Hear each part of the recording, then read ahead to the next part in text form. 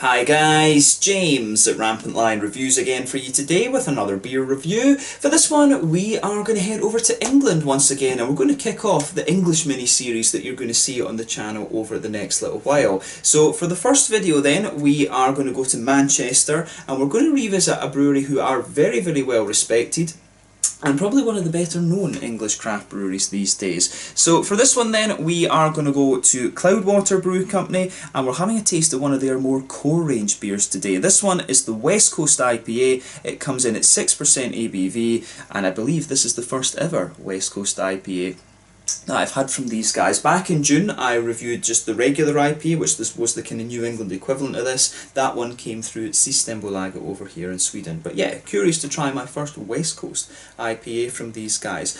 Massive shout out in this video to Adam of Mersey Beers. This beer was part of the box that he sent me.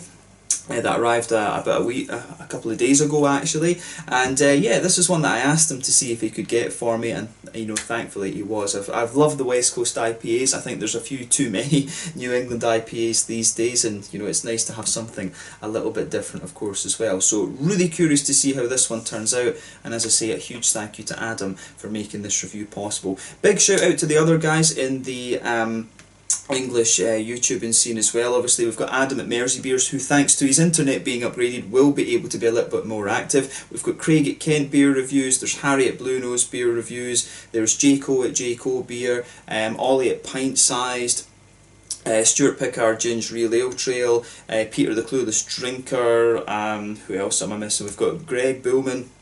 He's got some really interesting things as well. And there's Christoph at Ale Degustations too, and there's various other new beer tubers popping up actually. I've seen a couple of them, so I need to watch them a little bit more closely and things and see what's going on there. But yeah, there's some great English beer tubers out there who will be able to review these kind of beers a lot more than I, so you know, go and check them out actually. But yeah, nice to return to Cloudwater after quite some time. I'm very curious to see how this one turns out, and I hope that you guys enjoy my take on this beer as well. So let's see how we get on with this one then. As always with my reviews, I'll tell you a little bit about the brewery before we taste the beer. If you want to get straight to the tasting, just fast forward. All the usual links are in the description below. That's the brewery website, the link to my other reviews that I've done from Cloudwater Brewing Company before. This must be review number 8 or 9 at least that I've done from these guys, and hopefully you can see some more in the near future. There's all the usual social media down there as well. If you want to see more reviews, do please consider subscribing to the channel. The whole channel of course has a geography based tagging system, so you can go into the home page and search for beer based on country, city, state, county, province, prefecture, whatever it is you're interested in. Do check out the playlists of beers from different countries. There is one there for all the English beers that I've reviewed for you. That's being added to whenever I get the opportunity, but will be fairly regularly thanks to Adam, and Craig from Kent Beer Reviews is going to help me out with some English boxes as well, which will be great. So yeah, you will see that added to regularly. But as always, please do get in touch and let me know some of the other beers and breweries that you guys would like to see me review. It's always great to hear from you guys that are watching the videos, and the support that you show the channel is hugely appreciated. So anyway, to tell you a little bit about Cloudwater Brewing Company then, on to my brewery notes. So Cloudwater Brewing Company, as I've told you before, were founded in early 2015 by Paul Jones and James Campbell after the latter left Marble Brewing Company. You will see these guys again on the channel at some point soon. But they were joined by Al Wall and Will France, who have a wealth of experience in home brewing, professional brewing, and also in bar management. So the company lease an archway, which allows them to age and sour many of their beers. I think they've got a capacity to do that up to about 200 barrels at a time. But the brewing began in March of 2015 in Manchester, and they officially opened their brew pub in early April. But they started off with a 2,400 litre brew kit, but they have enough floor space in their premises to double brew and even triple brew if they need to. And they have also been planning for further expansion beyond that as well. And currently they are looking at a new place for a larger brewery. They are looking to expand at the moment, and they've done significant expansions since they started up actually. But currently they have their Unit 9 taproom in Manchester, and then they also have the 73 Enid Street taproom down in London as well. In early 2018 they became the second best brewery in the world according to Rate Beer, and they've been consistently ranked amongst the best breweries in the world in the years since then. These guys have always been rated very highly. But the current head brewer is Al Wall, and as of September 2020, when I'm producing this review for you, these guys have produced in the region of 150 different craft beers. So, you know, pretty impressive actually. These guys have done a hell of a lot of beers, and they were always, you know, they were releasing for a period of time one new IPA every month. I remember the V series IPAs, and it was Craig at Kent Beer Reviews. Behind him, he used to have the bottles all in a row from V1 all the way up to maybe 13 or 14. I think they stopped at around 13 or 14 if I remember rightly, but I don't know if Craig still has those bottles. But yeah, Craig always used to have the Cloudwater beers, and he used to review those every month actually. So yeah, no, I remember I always used to watch Craig's Cloudwater reviews, because I think that was just at the time when I had just come to Sweden, so I used to watch his Cloudwater reviews every month actually, which was great.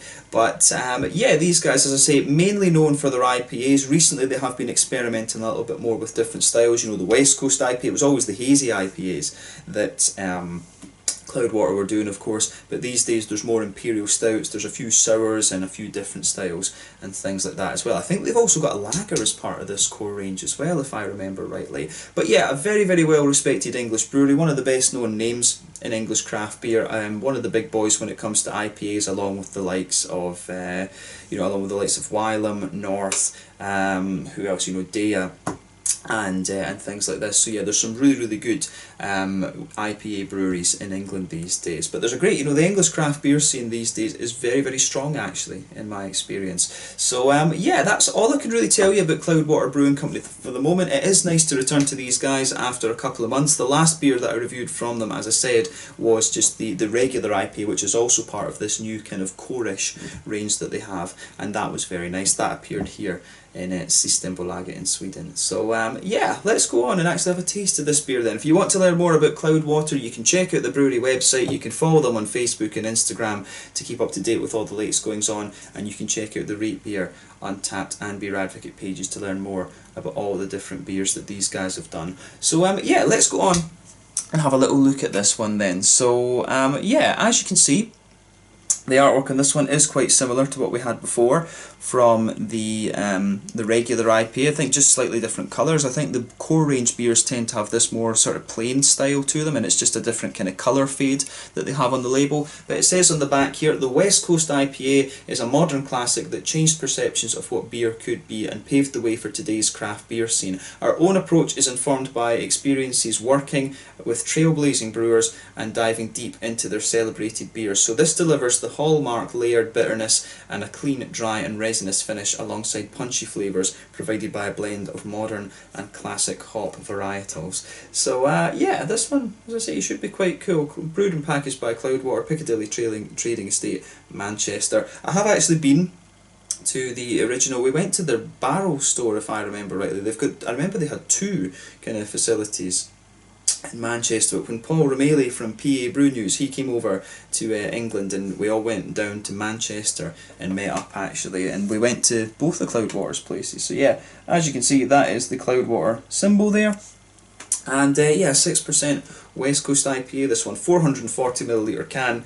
I'm not sure what this beer would cost in England these days, but I think if it came over here to Sweden it would be about 50 Swedish crowns, maybe 60 to be honest, because it is an import beer, and usually when it comes to the import stuff you'll add on about 10 kroners, about €1 or so, to the price that you would pay for one of the locally brewed Swedish beers. But yeah, let's get this guy out then and we'll get on with the review. Massive thank you again to Adam, as I said, for making this review possible. Ooh, this actually does look still pretty hazy. Yeah, okay. So yeah, let's have a little look and see how we got on with this then. Very, very curious about this. So yeah, this one is a little bit more hazy than I was expecting, to be honest with you. If I shine the light through it though, it looks a bit more hazy. I think it will probably appear a bit more hazy to you guys on the camera than it actually is, but it is more hazy than the classic West Coasts were, I think. But yeah, nowhere near as hazy as you'll get from some of the kind of proper New England beers these days. It's poured with a half finger of a frothy, I would say kind of perfect white head actually. There's one or two big bubbles sticking towards the side of the glass there, and in terms of colour I would describe this one as a very, you know, a really quite bright yellow actually. If I put my fingers behind the glass there, you can see this beer is really quite bright and quite yellow. I think, yeah, I'm just surprised at how hazy that is, to be honest with you. But in fairness, you can get some more West Coasty type IPAs that are like that. But yeah, looks like an interesting one, I have to say. So yeah, let's have a little look at the aroma and see how we get on. I have to say I am a bit surprised at how hazy this beer is. But you know, we'll see how we get on with the flavours and aromas and things like that. Oh yeah, no, in terms of aroma, definitely more West Coasty. Yeah, absolutely, absolutely. So yeah, straight away with this one, you get that kind of classic pale malty quality out of it, and there's a lot of biscuit out of this one for me. This is a really kind of biscuity smelling IPA. You know, it's really a bit, this beer really comes across as a little bit nostalgic actually. Some of these West Coast IPAs, you know, they can be a little bit more kind of straight up oily and caramelly, but I find this one very light and very crisp, but also really quite biscuity, to be honest with you. So yeah, I really like how the aroma of this one fits together. The aroma of that is pretty nice. It's just very nostalgic for me. It's got a lovely kind of crisp. It really has a very kind of crisp, white bready base to it, which I really like. There's a nice little bit of a kind of biscuity quality in there, as I say. I do wonder if there's a wee touch of Pilsner malt or something in this, like a Carapils or something. There's just a few things in my mind that are kind of going off there telling me that might be a bit of Carapils that's in here. But yeah, I do like how that goes together. So yeah, the malt base on this is a fairly straight, you know, is fairly straight shooting for me. Pale malt there, maybe a little bit of Pilsner crispness. There's a wee touch of graininess to it. Then you've got some really nice kind of McVitie's digestive biscuity qualities in there as well. So yeah, I like how it goes together in that regard. On the hoppy side of things, it's got a lovely mix of things going on. So you can get a wee touch of earthiness out of this one, but at the same time you've got a nice bit of floral aromaticity. There's a wee touch of spiciness to the floral notes there. I've got a feeling there might be a wee bit of Columbus in here, but I'm really not 100% certain on that. There is something familiar about what's going on the hoppy side of things with this. But on the green side of the hops, I would say that this one, it's got a nice grassiness to it. There is a good bit of floral character there, but it does come across as fairly balanced between those two things. A little bit of earthiness, a little bit of floral character, like I say, but quite a nice grassiness to it as well. It smells like a very bright beer, to be honest with you. But yeah, it's not quite as dank, I think, as the original West Coast IPAs. It comes across as a kind of brighter and more biscuity example. It comes across as more grassy and biscuity rather than kind of piney and sort of caramelly, if that makes sense. So yeah, the aroma of that is really nice. On the fruity side of things, this one to me, it's kind of interesting. It really has some of these, it's got a little bit of a softer kind of tropical fruit to it. It actually says on the can as well, it says apricot, and I can see exactly why they would say that there. So yeah, it does have this kind of really soft apricot-y quality to it. To me it comes across as quite orangey as well actually. It does have a good little bit of an orangey character. I've got a feeling there might be a bit of mosaic in this, because some of the grassy characters that come out of this beer are really distinctive of Mosaic. Mosaic has quite a bright sort of tangerine orange, and the oranges that are in this beer, they really strike me in that sense as well. So I've got a feeling there is Mosaic in this one, and I think Mosaic, Columbus, and I think there might be something else in this one as well. Could it be a little bit of Azaka? Azaka would be another option with this actually, because that would explain some of the lighter kind of tropically notes that this beer has. But yeah, I think apricot is probably a good descriptor for this one. Even, you know, I guess I've kind of stole that one from the can, to be honest, but I think apricot does really fit the aroma very well in this one. But to me, I also find it quite orangey, and as I say, this one's got quite a light, it's kind of peary as well, to be honest. There's quite a bit of a peary ester comes out of this one. But yeah, it's got a lovely kind of bright grassiness to it, and I think you know, the aroma for this one, it just comes across really nice, quite a nice bright grassy biscuity sort of West Coast IPA, this one. So yeah, take a little bit of time and enjoy the aroma of the beer before you get stuck into it. But we're going to have a taste of this one now and see how we get on. So this one is simply called West Coast IPA. It comes in at 6% ABV, and this one is from Cloudwater Brewing Company in Manchester over in England. Huge thank you again to Adam for making this review possible. Let's get stuck into this one. Slàinte Skål.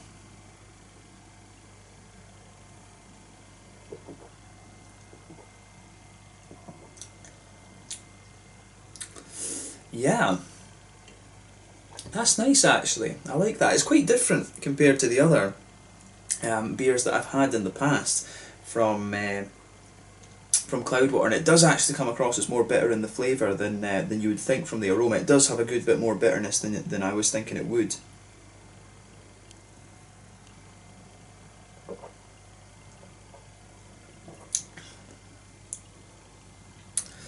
Yeah, I like how that goes together. I really do. It's definitely. I would say that overall, this is definitely one of the more bready West Coast IPAs that I've come across. It's got a nice bit of biscuity sweetness to it as well, and the bitterness that you get out of this is quite sort of spicy in a sense. There is a wee bit. I think it is Columbus that's in here. There's something very distinct about the kind of spiciness on the edge of the tongue here. It makes me say Columbus. Pretty sure Columbus has been used as an early addition hop in this one. But yeah, this is a really nice kind of very solid beer actually.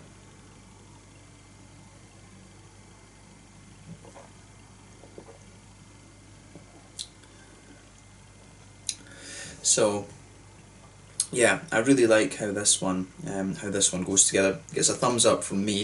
Is this the most kind of beastly beer and things you're going to find from Cloudwater? Probably not, but I think it's solidly done, and it was the same with the IPA that I reviewed for you back in June. I think I said the same thing. It's probably not the most adventurous beer you're going to find from Cloudwater, but it's really solidly brewed, and you can't, for these kind of core range beers, that is what you want from them, because this is one of their more kind of core range ones. If you want a more bitter IPA, then this one is a good one for you to pick. So yeah, let's try and break this down then and see where we go. So straight away, you can feel that nice kind of white bready note that blankets the middle of the tongue. You can feel that as you go further into the aftertaste, the middle of your palate does get a little bit more kind of grainy and things like that. You can feel the middle of your palate just drying out a little bit. So in the middle of your palate, you do have a really nice kind of sweet biscuity note there. In the very centre of your tongue, there's a nice little bit of a kind of McVitie's digestive sort of thing. Underneath that, as I say, it does get a little bit more grainy, but I would say that overall this is one of the more kind of bready West Coast IPAs that I've come across, to be honest with you. It does, the pale malt, it really does have a bit of crispness to it. I would not be surprised if there's a bit of like Carapils or just straight up Pilsner malt in this, to be honest, because it really does have a little bit of that Pilsner malty crispness to it.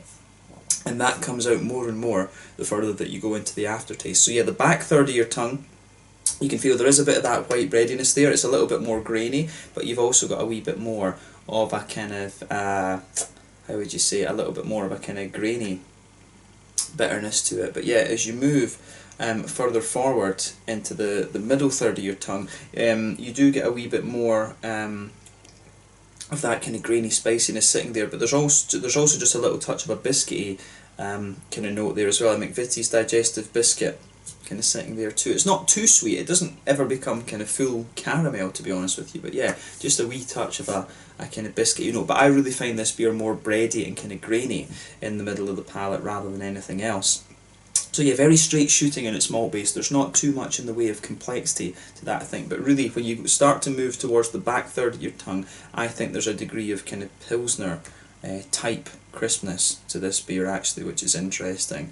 So yeah, on the hoppy side of things then, back corners of the palate, there is a little bit of earthiness there. As you move further forward along the kind of front sides of your palate, it's got a little bit of a floral aromatic-y spice to it. As I say, it's quite, the Columbus spiciness is quite distinctive, and you get a lot of that out of this beer. As you go round the very front curve of the tongue as well, the beer is just a little bit lighter and more grassy, but it's the kind of Columbus type spiciness that really lingers in this one. I really Really like that about this beer. But yeah, on the front third of your palate, that's where you get the nice oily bubble where the juicy fruity esters just roll their way out of the beer.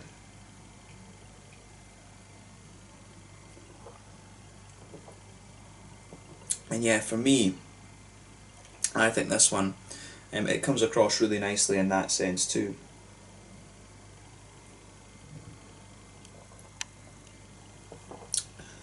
So yeah, if you go, if you focus on that kind of front part of your tongue, then if you go towards if you go towards the back of that front third of your tongue, I think there's a few of these darker, kind of more pungent tropical fruits.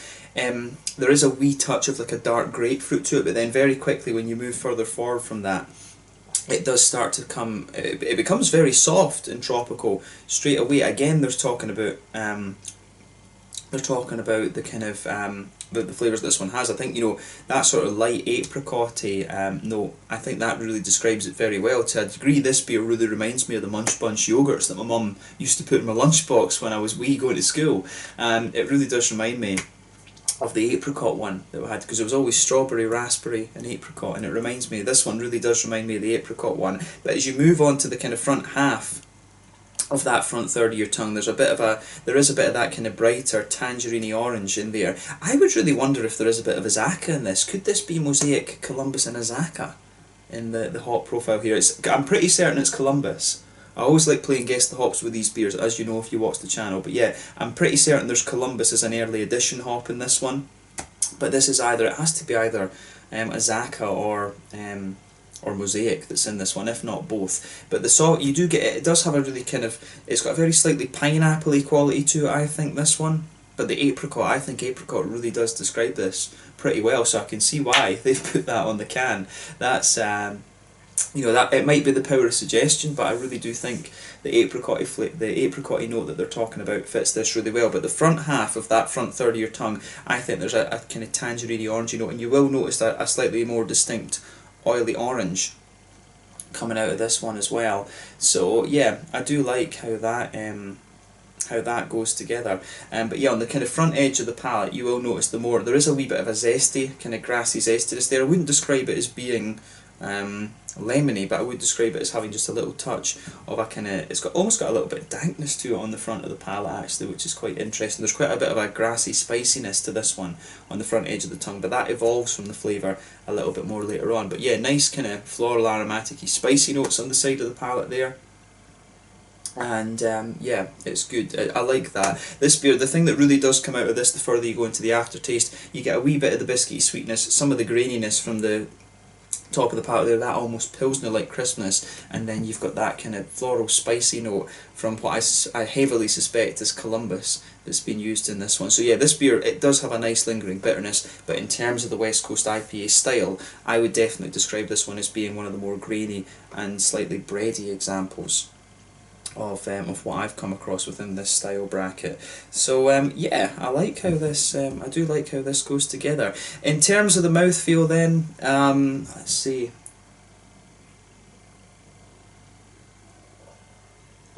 This one, it's a fairly mid-bodied beer, this. Kind of pushing towards the bottom end of mid-bodied actually.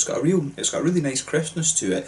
The carbonation, I think, does aid that crispness. The mouthfeel overall has a little bit of wetness to it, which is quite nice, and you also get a really nice kind of how would we say, you do get a really nice just big bitterness out of this one. I think it's quite a wet, very crisp and easy drinking mouthfeel, this, and I would say overall this is it's at the bottom end of mid-bodied, I think, for me. It's got a real crisp mouthfeel. This is probably one of the kind of most crisp West Coast IPAs I can think of that I've had, but more wet mouthfeel, definitely more kind of smooth, if you like. Not the oiliest of West Coast IPAs. I would always expect a West Coast IPA to just be a little touch on the oily side of things. But yeah, in terms of the hoppy bitterness, this one I think has to be about 70-ish IBUs, maybe 80 at a push.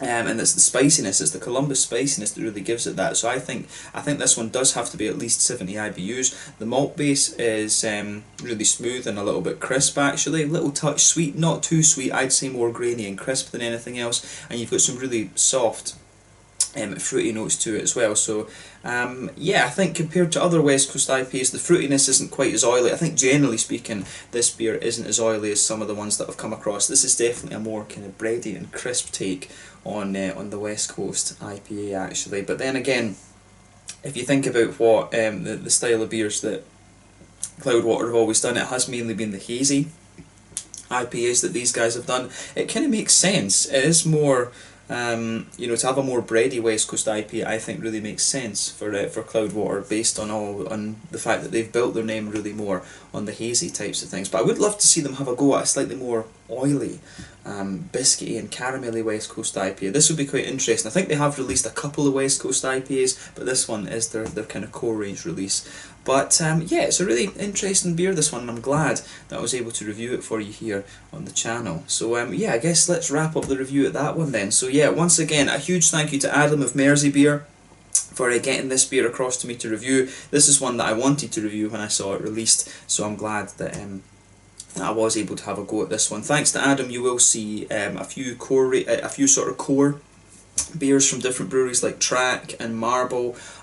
He did send me, I forget the other brewery that he sent me them from, but there's quite a few Liverpool beers that you'll see me review. I haven't heard of those breweries before, so they will need to be researched a little bit and information added. But yeah, there are a few kind of well-known English breweries in that box that Adam sent me as well, like North, Marble and Track and things like that. So yeah, definitely cool to have some more English beers for you here on the channel. So yeah, huge thank you to Adam. I hope you guys have enjoyed my take on this one, and it's been really cool to return to Cloudwater after a couple of months, and hopefully I can have a go at one of their Imperial Stouts or something next time. I'd love to see how they do in that style, because I think it's only IPAs that I've had from these guys so far. But yeah, let's leave it at that then. So this one was the West Coast IPA, 6%, part of the core range from Cloudwater Brewing Company in Manchester in England. I hope you guys have enjoyed my take on this beer. Let me know your own thoughts on it in the comment section below. Thank you again for watching. Check out my social media. Go and check out Adam at Mersey Beer. Check out all the other English beer tubers that I mentioned, and we'll leave it at that. But yeah, the West Coast IPA, one of the core range beers from Cloudwater Brewing Company in Manchester in England. Until the next time, it's Slanja just now, and I'll catch you guys later. Slanja, skull, cheers, have a go at Cloudwater Beer Company. Cheers.